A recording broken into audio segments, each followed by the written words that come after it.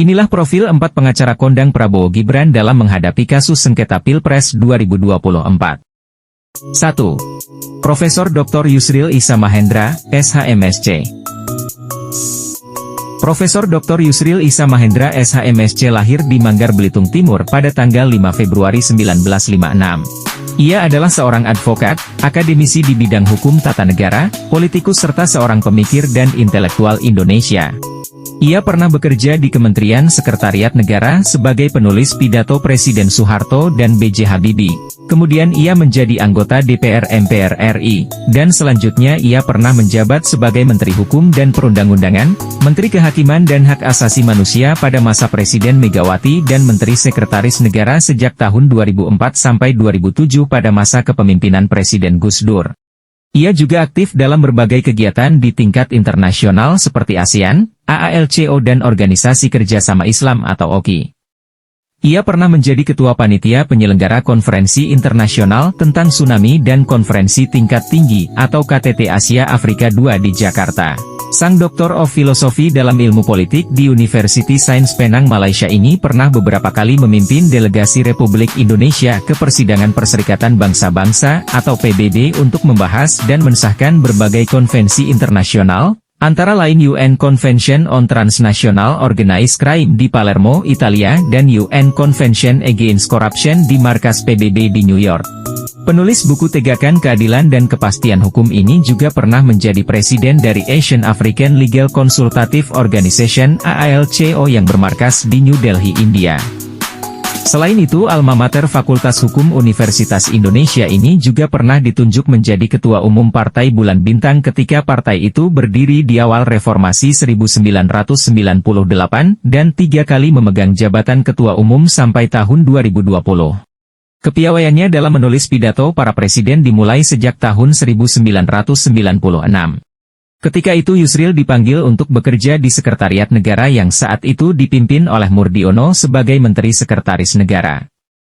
Yusril pun ditugasi untuk menyiapkan naskah-naskah kepresidenan, mulai dari surat-surat sampai menulis draft pidato Presiden Soeharto yang dilanjutkan dengan menulis naskah-naskah kepresidenan B.J. Habibie. Ketika menjadi Menteri Sekretaris Negara, Yusril juga menulis naskah pidato Presiden Susilo Bambang Yudhoyono. Pada tahun 1998 di bawah Presiden Soeharto ia telah menulis pidato untuk Presiden sebanyak 204 buah. Sedangkan untuk Presiden SBY, Yusril menulis lebih dari 300 naskah pidato. Ketika reformasi 1998, Yusril menjadi salah satu pihak yang mendukung perubahan politik di Indonesia.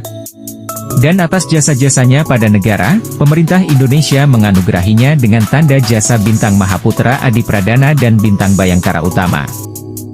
Pemeran film Laksamana Cheng Ho dan Dream Obama ini dipilih sebagai wakil ketua tim kampanye Prabowo Gibran dalam masa kampanye untuk pemilu 2024.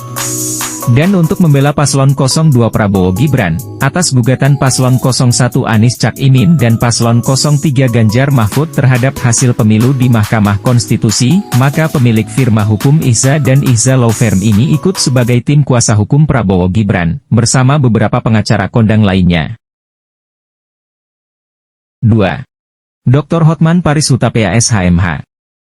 Pria kelahiran Laguboti, Sumatera Utara pada tanggal 20 Oktober 1959 ini, merupakan salah satu pengacara yang berprofesi juga sebagai pengusaha properti dan presenter beberapa acara TV. Ia menyelesaikan studi S1-nya pada Fakultas Hukum Universitas Katolik Parahyangan Bandung, Master Hukum pada University of Technology Sydney, Australia, serta menyelesaikan program doktoral pada Fakultas Hukum Universitas Padjadjaran Bandung. Hotman mengawali karirnya dengan bekerja pada kantor hukum OC Kaligis di Glodok, Jakarta.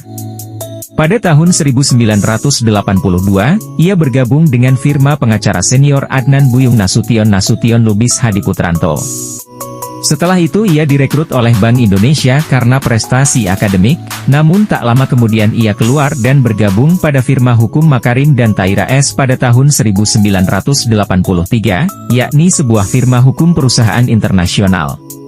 Selama 1987 hingga 1998, dia melakukan beberapa pekerjaan untuk afiliasi firma Australia, Freehill, Hollingdale and Page pada tahun 1998. Ia berbicara menentang pengacara asing di Indonesia. Tanggal 15 April 2022, Hotman Paris mengundurkan diri dari Perhimpunan Advokat Indonesia atau PERADI. Kemudian bergabung ke Dewan Pengacara Nasional atau DPN Indonesia. Presenter Hot Room, sebuah acara talk show di Metro TV ini, juga aktif mencetak para calon advokat lewat FHP Law School. Dia bergerak di bidang hukum bisnis internasional. Pemain film kesempatan kedua ini menjadi kuasa hukum beberapa artis dan orang terkenal, di antaranya Syahrini, Jennifer Dan, Manohara, Deddy Corbuzier, Muhammad Nazarudin, Enji Baskoro mantan suami Ayu Ting Ting, dan masih banyak lagi. Pengacara yang terkenal dengan julukan Celebrity Lawyer ini gemar mengoleksi mobil mewah seperti Lamborghini, Hummer, Audi, Ferrari, dan berbagai mobil mewah lainnya. Adapun beberapa kasus besar yang pernah ditanganinya antara lain, menjadi kuasa hukum CEO Lamborghini Indonesia Johnson Yaptonaga dalam perseteruannya dengan artis pedangdut Dewi Persik tahun 2014. Hotman adalah bagian dari tim hukum Skeppel Corby, warga negara Australia yang ditangkap atas kepemilikan narkoba sampai akhir Januari 2006, di mana Mahkamah Agung Republik Indonesia kembali menjatuhkan hukuman 20 tahun kepada Corby, serta masih banyak lagi kasus lain yang dibela oleh Hotman. 3. Profesor Dr. Oce Kaligis SHMHM Hum LLM. Pria yang akrab disapa Oce Kaligis ini lahir di Makassar pada tanggal 19 Juni 1942. Selain kasus perorangan, pria yang menyelesaikan studi tingkat doktor ilmu hukum di Universitas Pajajaran ini juga pernah terjun dalam kasus yang melibatkan perusahaan-perusahaan besar di Indonesia, seperti Mulia Group, Bank Modern, Ongko Group, Humpus, dan Bank Danamon Indonesia. Karena sepak terjangnya itulah ia dijuluki sebagai manusia sejuta perkara, yang juga merupakan judul bukunya sendiri yang berisikan kisah perjalanan hidupnya selama menjadi advokat. Sebagai guru besar, Oce Kaligis juga mengajar di Sespim, Sespati, Lemhanas, Universitas Trisakti, Universitas Negeri Manado, dan Universitas Katolik de la Salle Manado. Ia juga pernah menjadi dosen penguji mahasiswa Universitas Airlangga dan Diponegoro. Tak ketinggalan dari tangannya lahir puluhan buku tentang hukum. Namun, pada tahun 2015, Oce Kaligis tersandung kasus saat memasuki usianya yang ke-73 tahun. Ia harus berhadapan dengan Komisi Pemberantasan Korupsi atau KPK. Ia ditetapkan sebagai tersangka pada 14 Juli 2015 terkait dengan kasus dugaan suap hakim dan panitera Pengadilan Tata Usaha Negara di Medan, Sumatera Utara. Tragedi ini bagaikan setitik noda yang menghancurkan reputasinya. Namun setelah menghirup udara bebas di bulan Maret 2022 yang lalu, Oce Kaligis kembali menjalani profesinya sebagai seorang advokat profesional dengan menjadi tim pembela mantan gubernur non-aktif Papua almarhum Lukas NMB dalam kasus korupsi gratifikasi dan pencucian uang. Dan kini Oce Kaligis ditunjuk oleh Paslon 02 Prabowo Gibran untuk menjadi tim pengacara mereka dalam sidang gugatan hasil pemilu Pilpres 2024 di Mahkamah Konstitusi. 4. Profesor Dr. Otto Hasibuan SHMH PhD. Ia adalah pengacara yang cukup terkenal di Indonesia. Otto lahir pada tanggal 5 Mei 1955 di Pematang Siantar, Sumatera Utara.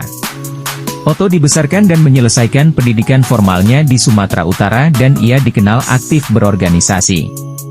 Dia meraih gelar sarjana hukum di Fakultas Hukum Universitas Gadjah Mada sebelum meraih gelar master dari Universitas Teknologi Sydney di mana dia mempelajari perbandingan hukum. Beliau kemudian meraih gelar Doktor Filsafat dari Universitas Gadjah Mada. Setelah itu Otto mengambil studi Comparative Law di University Technology of Sydney, Australia. Tidak lama kemudian, ia menyelesaikan S3-nya dengan meraih gelar doktor di kampus UGM Yogyakarta. Lulus kuliah, Otto memilih menjadi pengacara sesuai dengan bidang ilmunya yakni dengan menjadi advokat. Tidak lama setelah resmi menjadi advokat, Otto lagi-lagi aktif di organisasi advokat. Otto pernah menjadi komisaris hingga sekretaris Persatuan Advokat Indonesia atau Peradin. Pada tahun 1985, ketika semua organisasi advokat menjadi wadah tunggal, Peradin beserta organisasi lain dilebur menjadi Ikatan Advokasi Indonesia atau IKADIN. Pada tahun 1990, Otto lantas naik posisinya menjadi Ketua Cabang Jakarta Barat. Saat itu usianya masih 35 tahun. Setelah itu posisinya semakin menanjak dimulai dari Wakil Sekjen DPP Ikadin pada tahun 1995 dan akhirnya menjadi Sekjen DPP Ikadin. Dan puncaknya Otto terpilih menjadi Ketua Umum DPP Ikadin selama 2 periode, yakni 2003 sampai 2012. Karir organisasinya tak hanya di situ, pada 2005, lagi-lagi ketika organisasi advokat baru harus berdiri sesuai Undang-Undang Advokat 2003, ia langsung menahkodai Perhimpunan Advokat Indonesia, atau PERADI untuk periode 2005 hingga 2010. Berkat tangan dinginnya, ia kembali terpilih dalam masa bakti 2010 hingga 2015. Selain aktif berorganisasi, dan tentunya sebagai pengacara ia mendirikan firma hukum Otto Hasibuan and Associates dan Otto juga menjadi dosen di sejumlah perguruan tinggi. Atas dedikasinya dalam dunia hukum, pada Oktober 2014, Otto mendapatkan gelar Profesor Kehormatan dari Universitas Jayabaya karena jasanya dalam menegakkan hukum dan keadilan di Indonesia setelah pengabdiannya selama 32 tahun sebagai advokat. Sebagai pengacara, banyak kasus yang ditangani oleh mertua artis Jessica Mila ini yang banyak menyedot perhatian masyarakat dan media di mana ia adalah salah satu anggota tim kuasa hukum Jessica Kumala Wongso yang didakwa melakukan pembunuhan berencana terhadap Wayan Mirna Salihin yang dikenal dengan kasus kopi beracun sianida pada tahun 2016. Namanya kembali menyedot perhatian publik, saat ia menjadi salah satu kuasa hukum atas kasus dugaan korupsi IKTP Ketua DPR RI Setia Novanto pada 2017. Meski mendapatkan cibiran publik, Otto sebagai pengacara tetap melakukannya secara profesional atas pekerjaannya. Dan kini ia menjadi salah satu tim pengacara Prabowo Gibran dalam kasus sengketa Pilpres 2024.